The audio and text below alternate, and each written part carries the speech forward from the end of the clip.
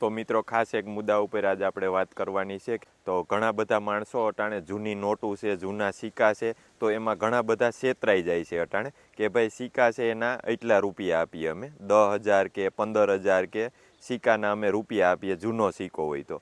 પણ ભાઈ એવું કાંઈ હોતું નથી. તો એવા ઘણા બધા વિડીયા હોય એ ખાલી ફેક જ હોય છે.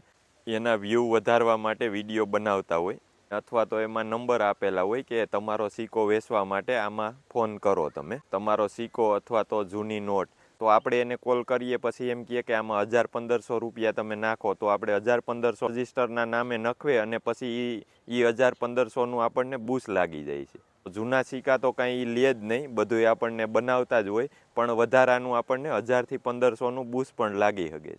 ઘણા બધા માણસો અટાણે સિક્કા અને નોટનો ભાવ લેવા હાટું ઘણા બધા છેતરાઈ જાય છે. તો એટલો બધો ભાવ ક્યાંય મળે નહીં, એ એનું કરી લે, પછી આપણા તો ગયા નામે જ હોય બધું.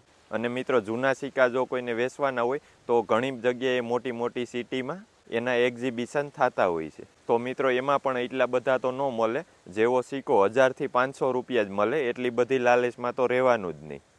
તો અમારી જૂની નોટ કે જૂના સિક્કા એના લાખો રૂપિયા મળી જાહે તો એ તો આપણે આયસામાં રહેવાનું જ નહીં. તો એવી આયસામાં ફ્રોડ થઈ શકે.